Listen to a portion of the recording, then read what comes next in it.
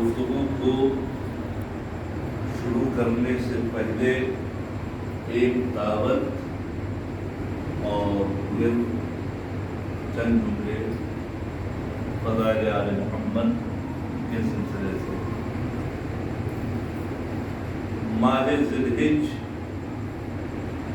ماہ دعا،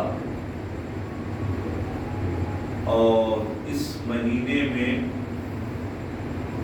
جو عبادت کا اہم ترین مہینہ اور فضیلت کا مہینہ وہ حج بیت اللہ ہے، اور یہ حج زندگی میں ایک مرتبہ ہی واجب ہے۔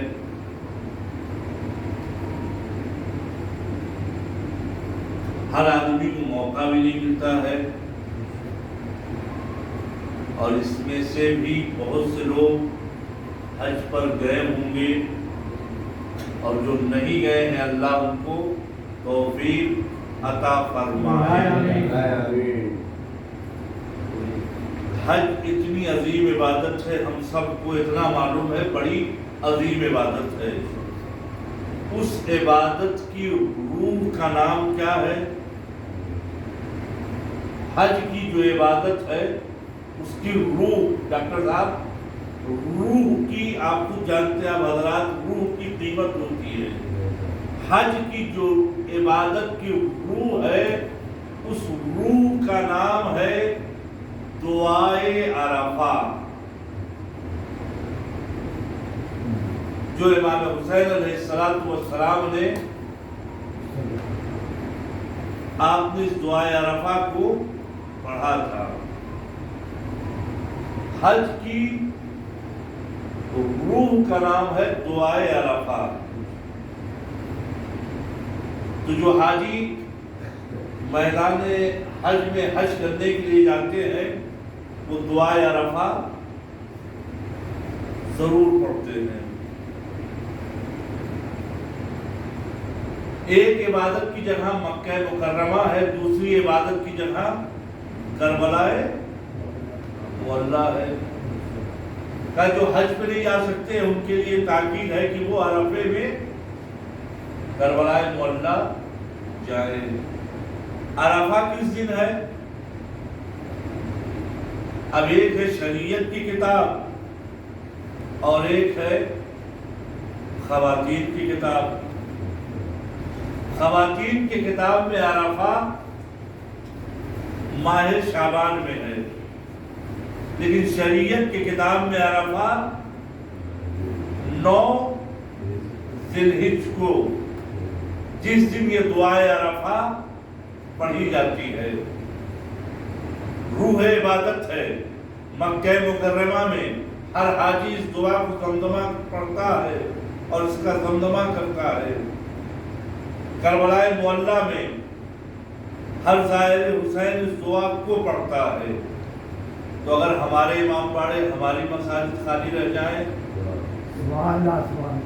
ہمارے محلے اس دعائے عرفہ سے، اور دعائے عرفہ میں اس دن کی جو فضیلت ہے، اس دن کی جو فضیلت ہے، ان تمام فضیلتوں میں اس دن کی جو اہم فضیلت ہے وہ یہ ہے کہ لوگوں سے حاجتوں کو مانگنے کے لیے منع کیا گیا ہے، اللہ سے صرف مانگنے کے لیے حکم ہے۔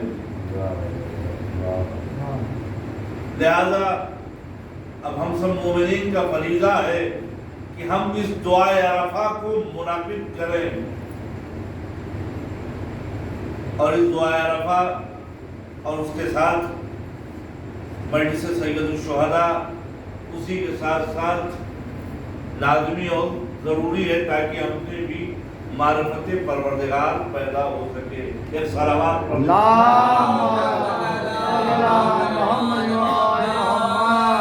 تو عزیزان گرامی، جس حدیث مبارکہ کو میں نے عنوان گفتگو قرار دیا، اس میں پیغمبر یہ فرما رہے ہیں کہ میں تمہارے درمیان 2 گراں قدر چیزیں چھوڑے جا رہا ہوں۔ ایک اللہ کی کتاب ہے اور دوسرے میرے اہل بیت ہیں. جب تک تم ان دونوں سے وابستہ رہو گے ہرگز گمراہ نہیں ہوگے.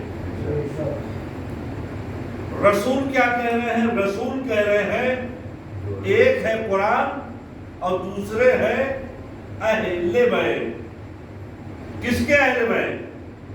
میرے اہل بیت. اور کوئی اللہ گرامی کس کے اہل بیت؟ کا میرے اہل بیت. بہت سی ایسی زیارتیں ہیں معصومین کی، جب ہم ان زیارتوں کو پڑھتے ہیں تو پروردگار یہ کہتا ہے کہ یہ میرے اہل بیت ہے. پروردگار یہ کہتا ہے یہ میرے اہل بیت ہے. اب بات سمجھ میں نہیں آئی. ایک طرف تو رسول کہہ رہے ہیں یہ میرے اہل بیت ہے، اہل بیت رسول، اور ایک طرف زیارتوں میں یہ ملتا ہے کہ اہل بیت خدا ہے. اے میرے پروردگار یہ راز کیا ہے کہ اہل بیت ایک ہی ہے، مگر کبھی ان کی نسبت جو ہے وہ اہل بیت رسول کی طرف ہوتی ہے، کبھی ان کی نسبت اہل بیت خدا کی طرف ہوتی ہے. کہ سنو، اہل بیت رسول کی طرف جو نسبت ہوتی ہے وہ رشتے کی بنیاد پر ہوتی ہے.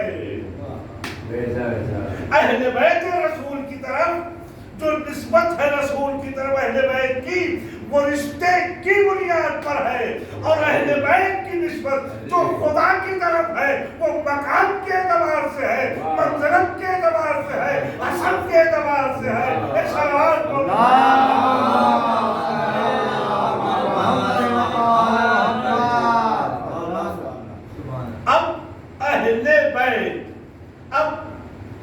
اہل بیت کیسے پہچانا جائے کہ اہل بیت کا مقام کیا ہے، اہل بیت کی منزل کیا ہے؟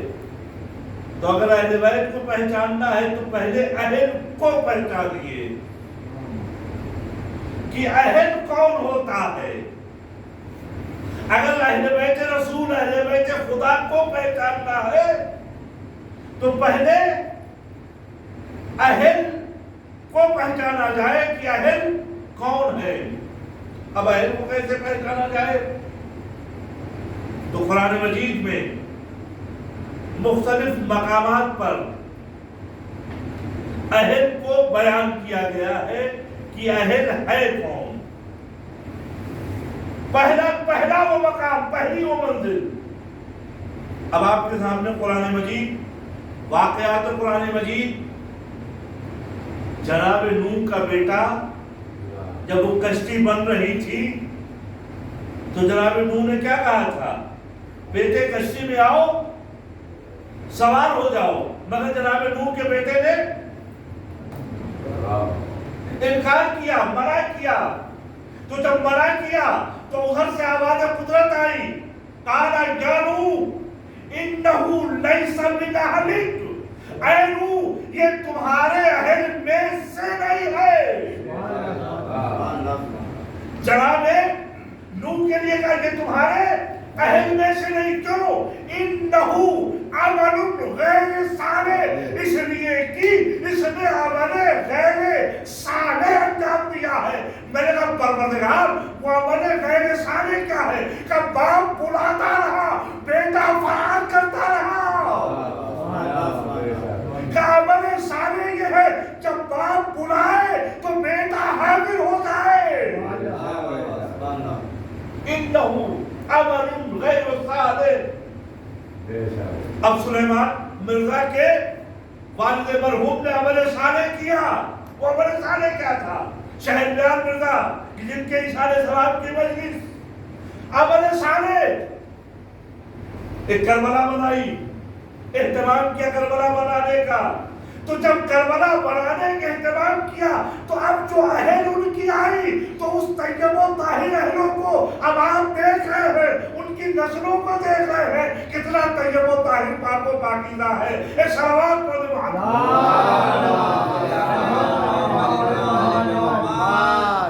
تو قرآن مجید نے کہا اہل کو پہچان گیا. اہل کیسے؟ کہ یہ تمہارے اہل میں سے نہیں ہے. کیوں؟ اس لیے کہ یہ عمل غیر صالح. کہ عمل صالح کیا ہے؟ کہ बड़े सारे ये है, बाप बुलाता रहा, बेटे ने नाफरमानी की तो परवरदिगार ने कहा ये तुम्हारे अहल में से नहीं है, ये तुमको छोड़ के चला गया, बेटा है जरूर मगर छोड़ के चला गया, तो अमले साले में अमले गैर साले भी करार पाया और अहल में से भी नहीं रहा। तो मुझे कहने दीजिए, जो नबी बुलाता रहे और नबी को छोड़ गए वो अहल में से नहीं होगा।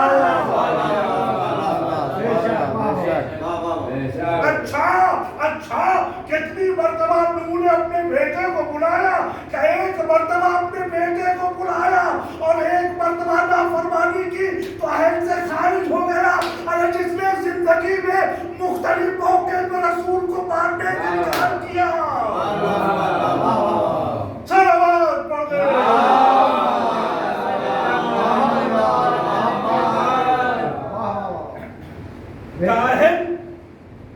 कुरान मजीद ने बताया अहल कौन।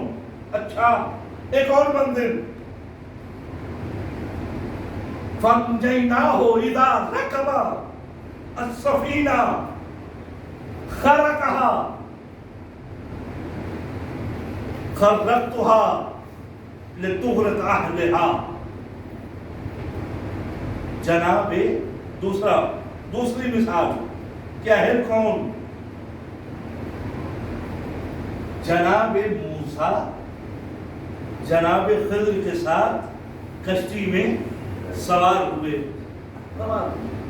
अब जो कश्ती में सवार हुए तो जनाब खिद्र ने उस कश्ती में इदारा कबा, जब दोनों सवार हुए, खरा कहा, क्या किया, कश्ती में सुराख कर दिया, कश्ती में सुराख किया।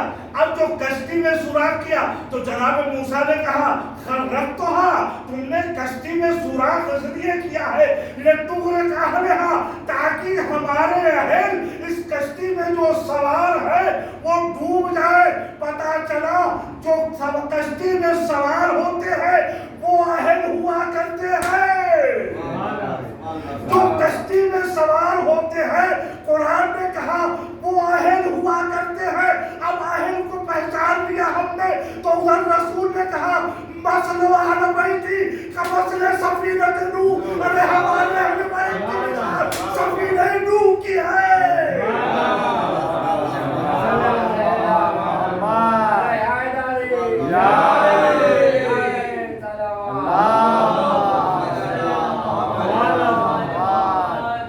तो सवार होने वाला कश्ती में सवार होने वाला वो अहल करार पाता है। जो सवार हो, भरपूर तो चाहता हूं, जो सवार होता है वो अहल करार पाता है। अब हमको ये बताइए नबी पे कौन सवार हुआ?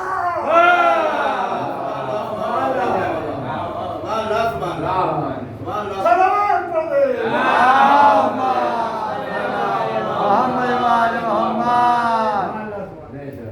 नबी पे सवार हुआ है, नबी सवार नहीं हुए हैं। तो अज़ीज़ान गिरामी, अच्छा फिर तारीख ने जनाब नूह ने कश्ती बनाई और उस कश्ती में बेटा आने से उसने इनकार किया। तो जब बेटे ने इनकार किया तो उसके लिए कुरान मजीद में आयत आ गई। तारीख में दो मकाम हुए, एक मकाम सफीना कह के कहा गया और एक मकाम पर फुल कह के कहा गया, ऐ जनाब नूह कश्ती बनाओ। और जनाब खिद्र का जब मामला ये आया तो जनाब खिद्र के लिए आया कि सफीना बनाओ। अब ये कश्ती और सफीना बनाया गया, तो जब कश्ती और सफीना बनाया गया सवार होने के लिए, तो याद रखिए एक लफ्ज है सफीना और एक लफ्ज है फुल्क। ایک لفظ ہے فلک، اس پر بھی سوار ہوا جاتا ہے، سفینے پر بھی سوار ہوا جاتا ہے۔ اب انہوں نے بھی حدیث کے ساتھ پڑھی تھی، حدیث کے ساتھ پڑھی تھی، حدیث کے ساتھ کیا پڑھا؟ وما خلقت السماء مبنیۃ ولا ارضا مطیۃ ولا قمرا منیرا ولا شمسا مضیٰ ولا فلکا یدور ولا بحرا یجری ولا فلکا یسری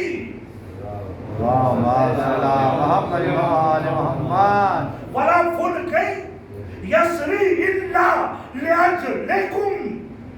اے اہل بیت، اے اہل بیت، وما خلقت السماء مبنیہ، میں یہ سما آسمان کے شامیانوں کو نہ پیدا کرتا، میں نے زمین کے فرش کو نہ پیدا کرتا، میں نے سورج کی روشنی کو نہ پیدا کرتا، میں چاند سے روشنی نہ دیتا، میں دریا سے یہ تمہارے لیے یہ پانی پیدا نہ کرتا، یہ آسمانوں کی بارش نہ ہوتی، مگر کس لیے؟ اِلَّا لِأَجْلِكُمْ، اے اہل بیت تمہارے لیے۔ اچھا اہل بیت تمہارے لیے، تو ابھی کس کے لیے ہو گیا؟ یہ زمین اور آسمان، یہ نور، یہ بارش۔ اچھا اب اس کو یوں سمجھیے، بھرپور توجہ چاہتا ہوں، سب کچھ اہل بیت کے لیے ہوا نا۔ ہم سب اس دنیا میں آئے، شہریار مرزا جن کی مجلس سے آئے دنیا میں اور چلے گئے، کچھ ہی دن تو زندگی گزاری، کیا دنیا کے وہ مالک تھے؟ دنیا کے مالک نہیں تھے، دنیا میں آئے تھے اور چلے گئے۔ تو لفظوں کو بدل کے کہوں، دنیا میں مالک نہیں تھے بلکہ دنیا میں کرایہ دار تھے۔ اچھا جو کرایہ دار ہوتا ہے اس کی ذمہ داری کیا ہے؟ ہم سب جو معاشرے اور سماج میں کرایہ دار ہوتے ہیں، تو کرایہ دار کی ذمہ داری یہ ہوتی ہے مکان کا کرایہ، جو چھت ہے، جس چھت کے نیچے ہم مکان لے کے رہ رہے ہیں، اس چھت کا کرایہ ہمیں دینا ہے، زمین کے فرش کا کرایہ دینا ہے۔ اچھا کیا صرف مکان کا کرایہ دینا ہے؟ نہیں، کا لائٹ کی بل اس کا بھی کرایہ دینا ہے، جس سے روشنی آپ دے رہے ہیں، کا پانی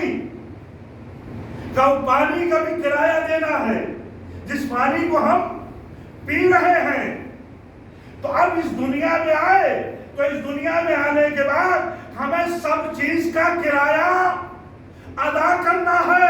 وَمَا خَلَقْتُ السَّمَاءَ مَبْنِيَّةً، اے اہل بیت میں نے جو آسمان پیدا کیے ہیں یہ تمہاری وجہ سے، اس آسمان میں جو سورج ہے جو روشنی دے رہے ہیں، جو لائٹ کی مانند ہے، جس سے ہم فیض حاصل کر رہے ہیں، اس کا بھی ہمیں کرایہ دینا ہے۔ چاند جو روشنی دے رہا ہے اس کا بھی ہمیں کرایہ دینا ہے۔ آسمان سے جو بارش ہو رہی ہے اس کا بھی ہمیں کرایہ دینا ہے۔ کیا وہ کرایہ کیا ہے؟ کیا محبت ہے؟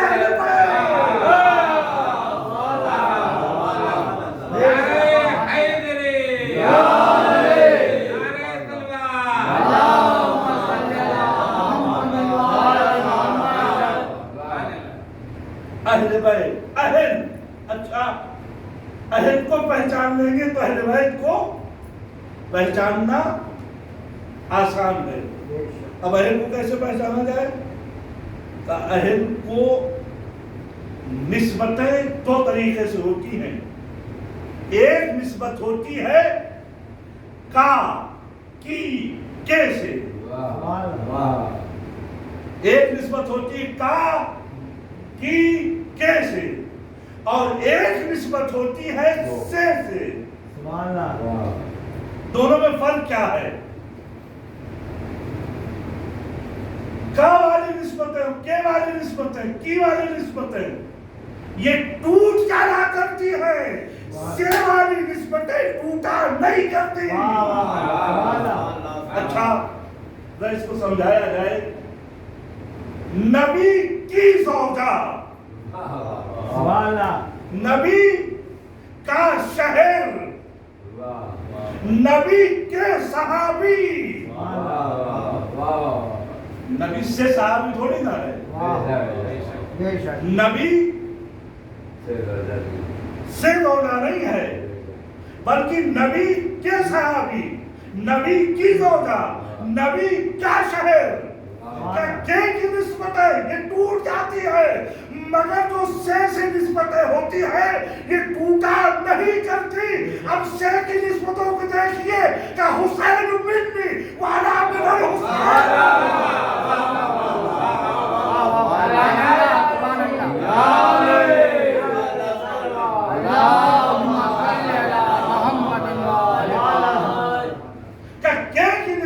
टूट जाती है मगर से निस्बतें नहीं टूटती है। का हुसैन मिन्नी वाला मिनल हुसैन मुझसे है, मैं हुसैन से हूँ। फातिमा तो बदतु मिन्नी, फातिमा मेरा टुकड़ा है। मिन्नी अली मिन्नी, अली मुझसे है।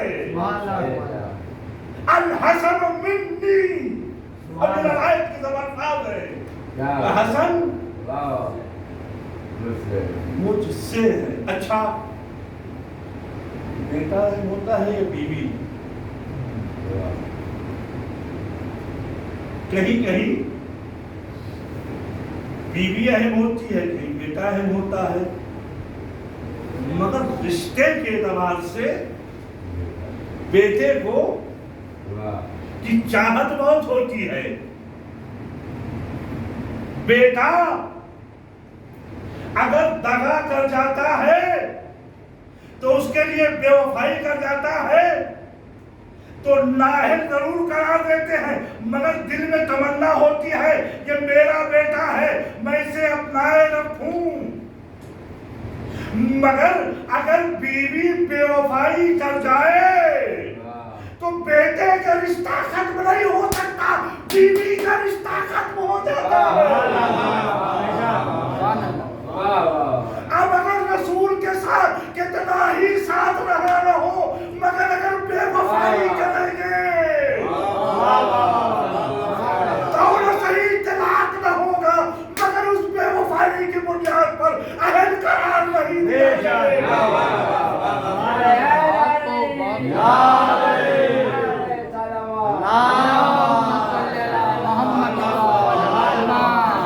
अच्छा, और एक जुमला कहूं, का की का रिश्ता ये टूट जाता है, मगर से का रिश्ता, से का जो रिश्ता है वो अहले बैत के अलावा किसी और से मखसूस नहीं, चार धातों के अलावा किसी से। ये मिन्नी किसी के लिए नहीं है, ये मिन्नी का जो लफ्ज है मुझसे,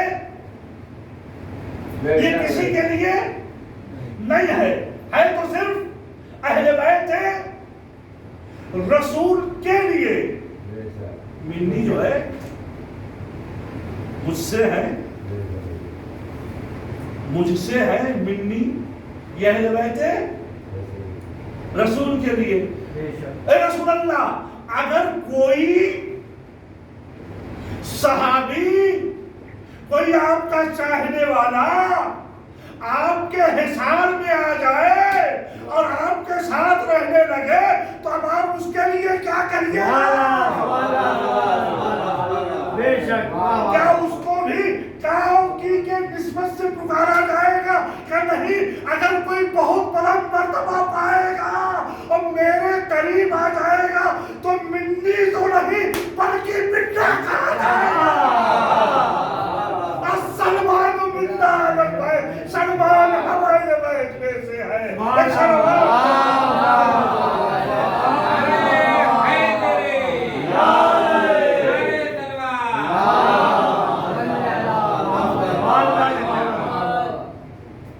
गिरामी, अगर अहले बैत में कहीं से कोई मोहब्बत आ जाती है और कुर्बत आ जाती है तो कुर्बत आने के बाद उसको रसूल अपना तो बनाते हैं, अपनाते तो हैं, मगर अपनाते तो हैं मगर उन अल्फाज के जरिए से नहीं, जिन अल्फाज के जरिए से اپنے اہل بیت کو پکارا ہے، ان الفاظ کے ذریعے سے نہیں، جن الفاظ کے ذریعے سے اپنے اہل بیت کو پکارا ہے۔ تو اہل بیت انہی اصحاب میں سے، اہل بیت میں سے اصحاب کی طیب و طاہر فہرست بھی ہے، اور اہل بیت کی بھی ایک فہرست ہے کہ جنہی اہل بیت میں سے آج ایک امام کی شہادت کی تاریخ ہے، جنہیں ہم اور آپ امام محمد باقر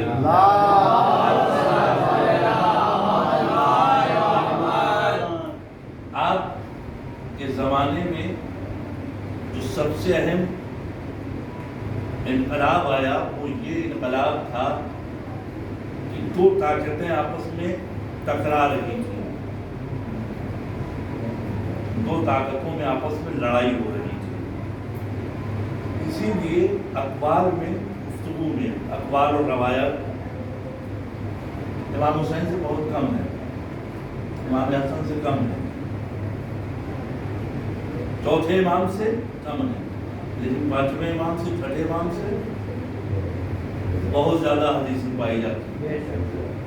مدرسہ امام صادق کے زمانے میں آج بھی جو کتنے شاگرد، 4000 شاگرد، زیادہ پانچویں اور چھٹے امام کا زمانہ یہ تھے، تو دو طاقتیں آپس میں ٹکرا رہی تھی۔ ایک طاقت کا نام تھا بنی امیہ اور دوسری طاقت کا نام تھا بنی عباس۔ یہ دونوں طاقتیں آپس میں لڑ رہی تھی۔ انہی کے زمانے میں ایک خلیفہ گزرا جس کا نام تھا عمر بن عبدالعزیز، پانچویں امام کے زمانے میں۔ اس نے یہ کہا کہ باغ فدق جو چھینا گیا تھا میں اس کو واپس کرتا ہوں، دیا اور پھر دے دیا، واپس دیا اور دے دیا۔ حدیثوں پہ لکھنے پہ پابندی تھی، کوئی حدیثیں نہیں، اسی لیے ہم نے کہا تیسرے امام، چوتھے امام اور دوسرے امام سے حدیثیں بہت کم ہیں، اس لیے حضور کے وفات کے بعد حدیثوں پر ان لوگوں نے، جن کے پاس حکومت تھی، حدیثوں پہ لکھنے پر پابندی تھی۔ دیکھیے گھبرانے کی ضرورت نہیں ہے، زمانے کچھ دنوں تک تاغوت کے ہاتھ میں رہتے ہیں، پہچانا دینا گرامی، خوف کھانے کی ضرورت نہیں ہے۔ اللہ اپنے دین کا محافظ ہے، اپنے چاہنے والوں کا محافظ ہے۔ حدیثوں پہ پابندی لگائی گئی تھی، کیا کون جانتا تھا کہ دشمن آپس میں ٹکرائے گا؟ دشمن آپس میں دو طاقتیں ٹکرائیں تو نتیجہ کیا ہوا؟ نتیجہ آپ کے سامنے ہے، پروان چڑھا مکتب اہل بیت، پروان چڑھا دین۔ پروردگار کبھی ظالم طاقتوں کو ظالم طاقتوں سے ٹکراتا ہے۔ دادا ہمیں اپنا فریضہ جو ہے وہ انجام دینا چاہیے۔ فضیلان گرامی، جب ایک دو طاقتیں آپس میں ٹکرا رہی تو عمر بن عبدالعزیز نے کہا کہ ہمیں یہ سب نہیں چاہیے، حدیثوں پہ لکھنے پہ چھوٹ، آزادی دے دی گئی۔ اچھا یہ اس نے دیکھیے اب سوال یہ پیدا ہوتا ہے، خلیفہ ان کا تھا، ہے نا، خلیفہ ان کا تھا، کیسے اس نے اتنا بڑا کرم کر دیا، کیسے اس میں یہ محبت جاگی، سنیے، کیسے اس میں یہ محبت جاگی، کیسے اس کا ضمیر بیدار ہوا۔ تو پانچویں امام کے زمانے میں ابن عبدالعزیز ایک مرتبہ کا واقعہ ہے کہ وہ اپنے بچپن میں پڑھتا تھا، جب پڑھ رہا تھا تو اس کا استاد جو ہے اللہ والا تھا، متقی تھا، دیندار تھا، اللہ والا تھا، متقی تھا، دیندار تھا اس کا استاد۔ اس نے اپنے اس شاگرد عمر بن عبدالعزیز کو ایک مرتبہ دیکھا، بچوں کے ساتھ وہ کھیل رہا تھا۔ جب کھیل رہا تھا، کھیلنے کے بعد سارے بچے اکٹھا ہوئے، اکٹھا ہونے کے بعد سب نے علی پلانے بھیجنا شروع کیا، یہ کب سے چلا رہا تھا؟ حاکم شام، غور کر رہے ہیں، اس وقت سے مولا پہ لعنت اعوذ باللہ اور تہمت لگائی جا رہی تھی، بچوں میں بھی کھیل میں بھی یہ چیزیں شامل تھیں۔ ایک مرتبہ عمر ابن عبدالعزیز کے استاد نے دیکھا پانچویں امام کے زمانے میں کہ یہ لڑکا بھی ان لڑکوں کے ساتھ میں مولا کو لعنت اور توہین کر رہا ہے۔ چلے گئے، جانے کے بعد مسجد میں گئے، نماز پڑھ رہے تھے، اتنے میں ان کا شاگرد یہی عمر ابن عبدالعزیز مسجد میں آتا ہے۔ جو مسجد میں آیا اس نے سوچا میں اپنے استاد سے ملاقات کروں۔ اب ان کے استاد نے نماز کو اپنی اور انہوں نے پورا نہیں کر دیا، چہرے کا رنگ بگڑ رہا تھا۔ یہ بچہ شاگرد سمجھ گیا میرا استاد کسی نہ کسی وجہ سے مجھ سے ناراض ہے، کسی نہ کسی وجہ سے مجھ سے خفا ہے۔ نماز تمام ہوئی، سنیے عزیزان گرامی، نماز تمام ہوئی۔ اب جو کسی طریقے سے نماز تمام ہوئی، یہ شاگرد عمر ابن عبدالعزیز جو پانچویں امام کے زمانے میں خلیفہ تو جاتا ہے، اور جانے کے بعد اپنے استاد سے کہتا ہے استاد کوئی خطا ہو گئی، آپ اس سے ناراض تھے؟ کیا میں ناراض صرف اس بات سے ہوں؟ یہ بتاؤ جس اہل بدر کو پروردگار نے معاف کر دیا، تمہیں کیا حق بنتا ہے کہ تم ان پہ لعنت و ملامت کرو؟ اس نے یہ جملہ سنا اور اس کے دماغ میں یہ بات بیٹھ گئی کہ میں کیا، میری حیثیت کیا، میں کیوں لعنت و ملامت کروں؟ صرف اتنی سی بات اس کے دل و دماغ میں آئی اس کے استاد کی، اور اس نے پھر لعنت و ملامت اپنے استاد کے اس جملے منع نہیں کیا، ڈائریکٹ نہیں روکا۔ اور اس کا نتیجہ یہ ہوا کہ اس نے لعنت کو چھوڑ دیا۔ اور دوست کہتے رہے جب یہ اپنے دوستوں کے جرموں میں جاتا تھا تو تاریخ میں پھر ایک دوسرا منظر و موقع، یہ عمر ابن عبدالعزیز خطبہ دے رہا تھا۔ جب خطبہ دیتا ہے تو خطبے میں سارے صحابہ کا نام لیتا ہے، جو بالکل اپنی زبان میں کہا جائے فراٹے سے سارے نام بیان کرتا تھا، مگر جب علی کا نام آتا تھا تو زبان لک لک کرنے لگتی تھی۔ اس کے بیٹے نے کہا بابا یہ بتائیے آپ تو اتنا اچھا خطبہ دیتے ہیں، آپ کی زبان میں کہیں لک لک نہیں ہے، مگر جیسے ہی اہل بیت رسول یا علی کا نام آتا ہے آپ کی زبان میں لکنت پیدا ہو جاتی ہے، وجہ کیا ہے؟ بیٹا میری زبان میں لکنت نہیں ہے، مسئلہ یہ ہے کہ اگر علی کے فضائل کو اور علی کے نام کو صحیح طریقے سے لیا جائے گا تو لوگوں کے دلوں میں علی کی محبت پیدا ہو جائے گی، لوگ ان کے شیدائی ہو جائیں گے۔ تو مجھے جملہ کہنے دیجئے، دشمن کو بھی یہ معلوم ہے ان کے نام میں یہ تاثیر ہے، اگر زبان سے جاری ہو تو دلوں میں بیٹھ جاتا ہے۔ صلوات پڑھیں۔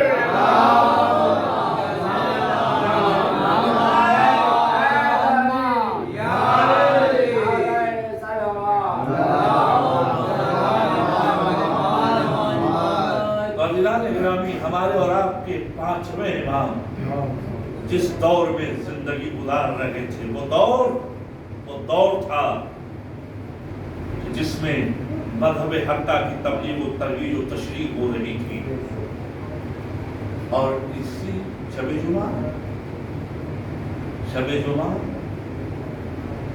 کہیں کوئی انسان مگر حسین کو فراموش نہیں کرنا چاہیے، اس لیے کہ شب جمعہ شب زیارت کے امام حسین ہے، اس لیے کہ ہم تو اپنے وطن میں ہے، مگر ایک ٹوٹی ہوئی بستیوں والی بیوی روضہ حسین میں آتی ہے، آنے کے بعد فریاد کرتی ہے اللہ تجھے کربلا میں 3 دن کا بھوکا پیاسا مارا گیا، اے امام محمد باقر آپ کی شہادت کا یہ دن ہے اور شب جمعہ ہے۔